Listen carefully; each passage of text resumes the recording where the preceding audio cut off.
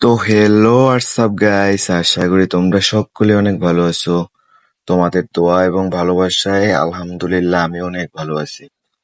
তো আজকের থাম্বনেল এবং ডেসক্রিপশন বক্স থেকে অবশ্যই বুঝে গেছো আজকের ভিডিও টপিক কি নিয়ে। তো আর কথা বেশি বাড়াবো না, যে আমরা যখনই কোনো অ্যাপের ভিতরে ঢোকার চেষ্টা করি না কেন, তখনই আমাদের মাঝে একটি অ্যাড শো করে।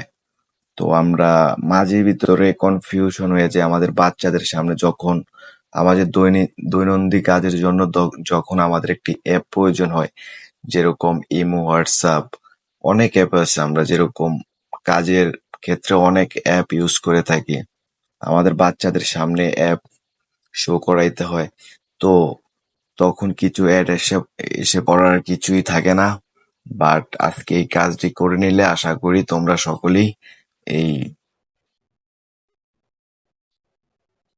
এই সমস্যাটি থেকে সমাধান পাবে ইনশাল্লাহ।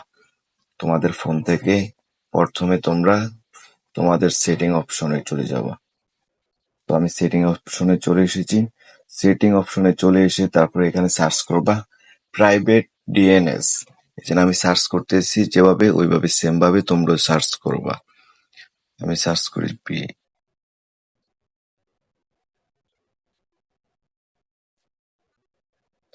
Private DNS.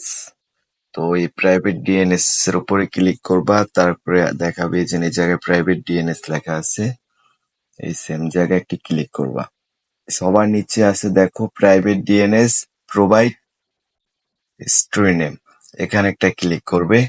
ক্লিক করার পরে এখানে যে লেখাটি দেখতেছো, আমি এই লেখাটি স্ক্রিনের উপরে দিয়ে দেব।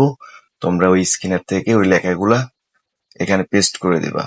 এখানে সেম লেখাটি লিখে এখানে সেভ বাটনে ক্লিক করবা, তাহলে তোমাদের কাজটি সম্পূর্ণ হয়ে যাবে।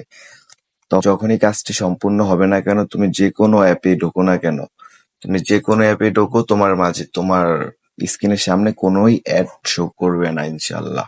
তো গাইস, ভিডিওটি যদি ভালো লাগে একটি লাইক একটি কমেন্ট করে জানাতে অবশ্যই ভুলবা না। চ্যানেলে যদি তোমরা নতুন হয়ে থাকো তাহলে চ্যানেলটি সাবস্ক্রাইব করে বেল আইকনটি ক্লিক করে পাশেই থাকবে।